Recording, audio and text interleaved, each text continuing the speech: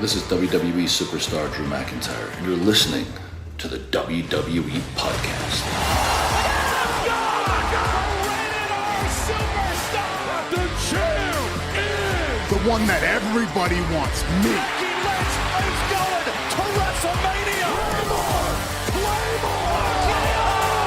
Austin 316 says I just whipped your ass. This is my iron. You're gonna acknowledge me.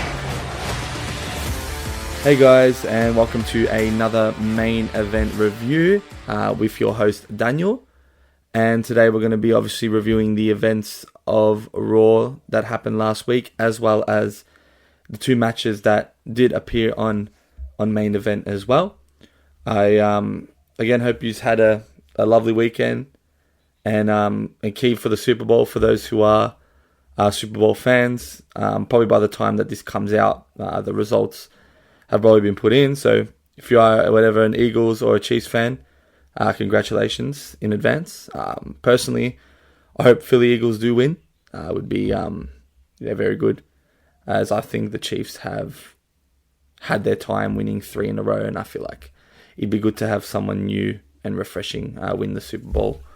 But anyways, before we get started to the actual review, I do want to mention the wrestlers that have been released by WWE this coming week, which has been a bit of a surprise, but at the same time, the superstars that have been released is not something that, I guess, affects anything for, I think, the foreseeable future. Starting with Paul Ellering, the authors of Pain of Akam and Razar being Albanian, which is a bit of a sad one for me. Cedric Alexander, who I haven't seen in years, so I'm surprised that he's actually still even on the roster. And then the big one being Sonya Deville, who did have a main event match today. That one was probably the biggest shock for me. Followed by also Blair Davenport, who literally was drafted to SmackDown last year. So not really sure why she's got the flick there, especially being a new superstar on the main card. And then Carl Anderson and Luke Gallows as well, which I guess was probably overdue too. Isla Dawn, which is a bit of a surprise. I guess Alba Fire is going to be rolling with herself for the foreseeable future. Giovanni Vinci, which is pretty hilarious because I saw them build up like 3 weeks of this bloke coming back, and he ended up, I guess, not being in the plans for WWE. So yeah, he came back, got hyped, lost 2 victories to Apollo Crews within like 3 seconds, and yeah, now is out of the WWE. So that one was interesting. And then the last one being Elektra Lopez, which, yeah, I think is a difficult one. Like, I did like that Legado del Fantasma had a woman to kind of manage them. But I guess in terms of her wrestling, there wasn't really much. I know she had that one, I think, qualifying match, and she didn't get any heat on her whatsoever. So, yeah, those are the moves that have happened. And I guess moving forward, we'll see who kind of takes the main event spots for the foreseeable future. But just thought I'd quickly mention those before we get into it. And yeah, without further ado, let's get underway. So we had the first match, ironically, between, as mentioned, Sonya Deville and Natalya. Natalya getting the victory here with, I think, a roll-up pin there. And despite all the distractions that PFC did to Sonya to try help Sonya Deville win the match, obviously didn't happen, and that's how, I guess, Sonya Deville goes out in WWE with a loss on main event to Natalya there. And that has Natalya's second win in a row as well. Last week I did mention that it would have been just to hype her up for the Royal Rumble, because obviously she entered. And now this week, probably because they're not having any plans for Sonya Deville, they're just making her go out in style, losing to Natalya, which again is a bit of a shame. A lot of people weren't a big fan of PFC, but personally I felt that having a heel faction for the women's division was something that was super interesting. And now that they don't have Sonya Deville, I don't see how this group can move forward. I know it didn't get much heat, but at the same time, I felt like they were underutilizing Sonya Deville big time, because I thought that she was really, really good on the mic for the past years. She's been a women's champion. She's been a GM of the shows. So just a real surprise that they went with this decision. And now what will happen between, I guess, Shayna Baszler and Zoe Stark is going to be something that we're going to have to figure out, because I don't see PFC lasting, and it didn't really do a good job to begin with. So yeah, a bit of a shame, that one. I was excited to see how a heel staple like them would go in WWE, especially since there was a bit of rumblings about the Intercontinental Championship, and there was also a little bit of diffusion between each other as well, when a couple of weeks back Sonya Deville said that, or Zoe Stark said that she wanted to win the Intercontinental title, and Sonya Deville kind of just questioned whether she was for the team or not. So I guess, that's going to be something we're going to have to see in the future. Maybe they go their separate ways, or maybe they become a tag team. We are in need of women's tag teams still. You can see that Naomi and Bianca Belair haven't defended their titles, it feels like, in over a month now. So maybe there'll be some competition for those titles with Zoe Stark and Shayna Baszler. We then move on to Raw, and it starts with Jimmy Uso entering the ring. And I gotta say, since Jay Uso has won the Royal Rumble, him coming out to every show, having an over 10-minute entrance has been nothing short of awesome. And this is why I'm kind of happy he did win the Royal Rumble, because he had so much heat before the Rumble, and now that heat has gone higher than it's ever been before. So props to Jey Uso for winning the Royal Rumble. Props to WWE with going with a curveball move to give him the victory there, despite a lot of hate. And you can see what it's doing with Jey Uso and all the fans that are going out to watch him. The place is electric. So he comes into the ring looking very emotional, which makes sense, because he's worked a long time to get here. He's been in the WWE for so long.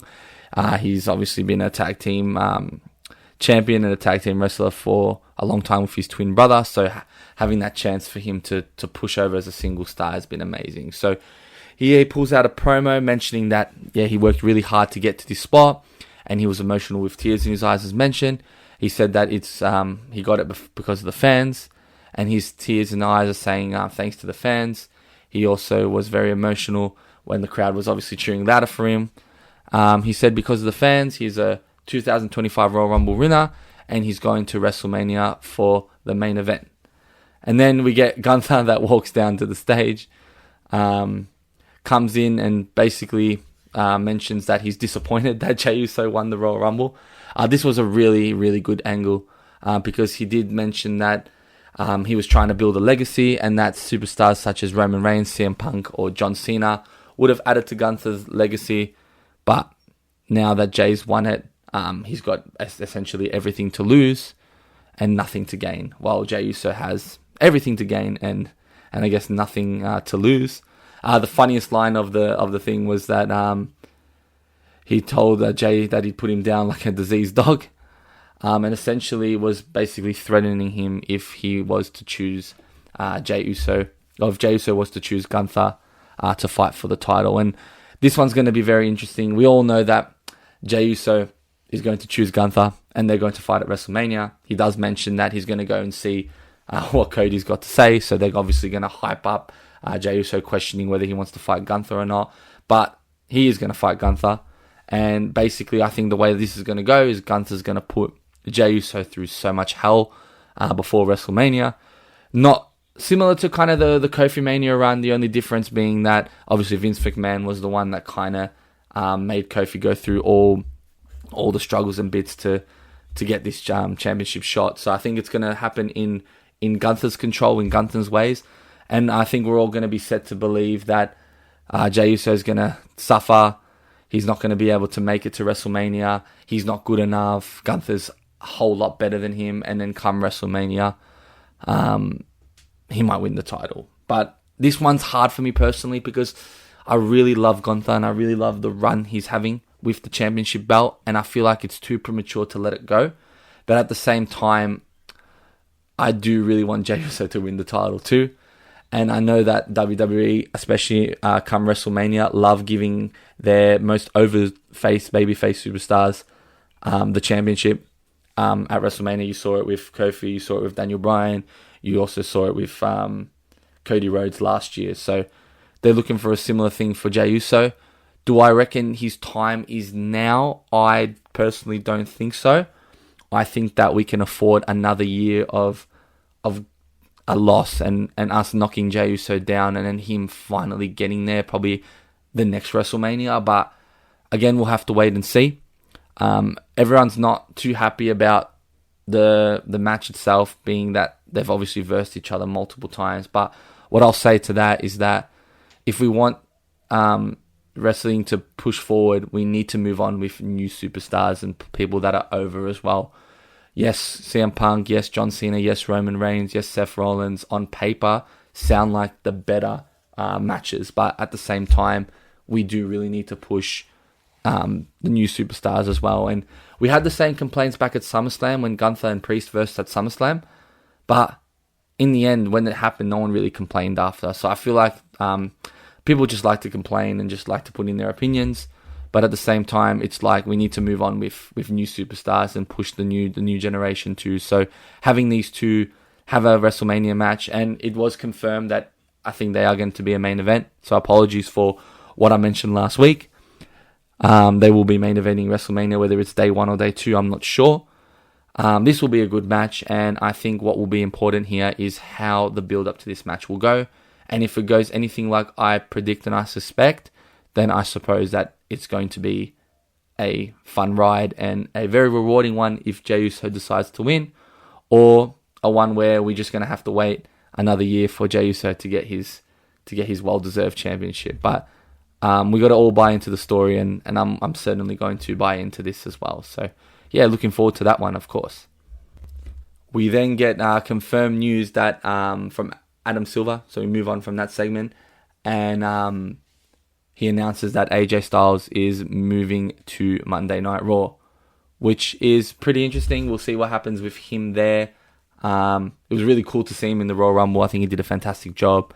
Shows that he's still got it and still got his legs in him, and hopefully he'll be chasing titles. I suspect that he might push for the Intercontinental Championship and try put over Bron Breakker there, but I guess we'll have to wait and see what they do, and especially come WrestleMania, there might be some stuff for him there. We then move on and continue and stay on Raw with Charlotte Flair coming into the ring. She said that she's missed the fans, and she said it's been a year and 2 months. She also said that she missed people booing her and the ones cheering her. So essentially, I think she's pushing for people to understand that she is a heel. I hope that remains the case, which I think it will, due to that reception that she got. She also talked about how last year broke her mentally and physically, and she spoke to a point that she didn't know if she was even going to make it to Survivor Series, Royal Rumble, or even WrestleMania. And as the fans continue to boo, she said that she'll embrace all the boos because she still loves all of you. That's a direct quote. She does say wherever you're booing or wooing, it doesn't change the fact that she is the greatest WWE superstar in the industry, and mentions boo me now. So yeah, we've basically confirmed here that she's going to be a heel. As that happens, Rhea Ripley interrupts, comes into the ring, and pretty much begs Charlotte to pick her. Charlotte then mentions that Ripley has jumped the gun, and basically mentioning that she's going to see if she's going to be inspired by Julia in NXT, and then see if she's going to be inspired by Tiffany Stratton. Basically, then Ripley said that, I did mention before that they were talking about how they beated each other. So the first time that Rhea versed Charlotte, she lost, and then Rhea won the last time they versed as well. So they have a potential to have a rubber match here. But basically, Rhea did say that she respects Charlotte and wants to be picked so that she can respect her. So that's an interesting one, because I think a lot of people are suspecting that Charlotte is going to go up against Tiffany Stratton. I would rather actually have Charlotte Flair beat versus Rhea Ripley, not beat her at WrestleMania, because I feel like there's a bit more tension to that, and I feel as though that they have a rubber match against the two.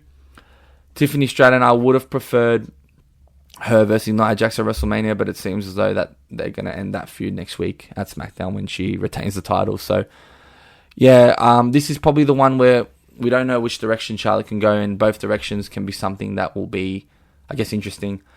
Charlotte shouldn't win the title, and I don't think she will. I think her job here is to simply put over one of these two superstars. Tiffany has a bigger chance to be put over if Charlotte versus her. And I think for Rhea Ripley, it cements her legacy as one of the best women in the division.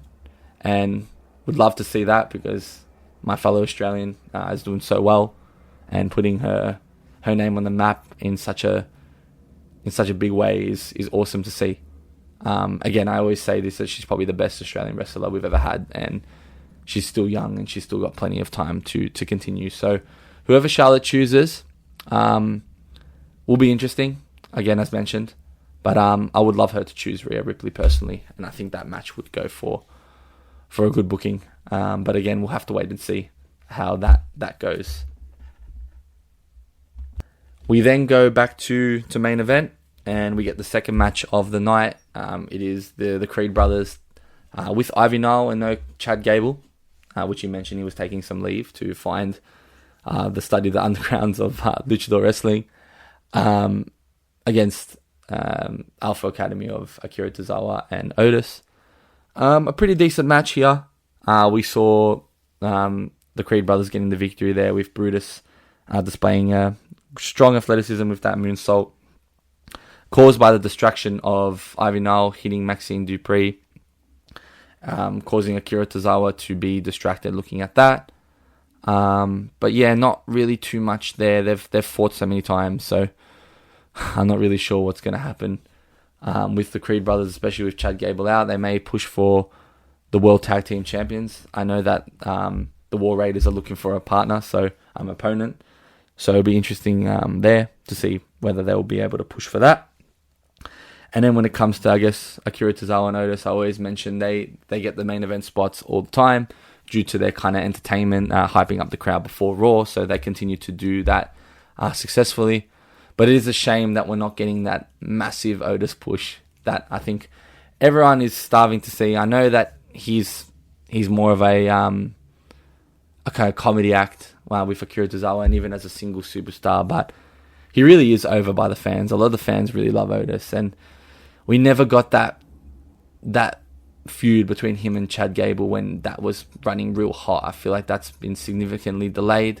They should have done a lot more with that. They should have had their program. They should have had their match at one of the PLEs, and we should have had a better reaction from Otis too. So that kind of died off. There would have been a good opportunity to just see Otis get payback from all the bullying that Chad Gable did to all of the Alpha Academy members. And it was a shame that we didn't get that, and now we're stuck with, I guess, having this entertainment on main event, and also just Otis and Akira Tozawa continuing to be a comedy act. It would be good to see Maxine Dupree get in the ring as well and fight on main event too, just for her to get her development up, and also to just, I guess, see where they have their plans, because they seem to keep them around, and they're doing a great job, I guess, with the backstage antics and this entertainment. So, not really sure what they'll do with them seriously, but again, if they continue to be a staple on main event, then I'm not complaining too much, if I'm honest.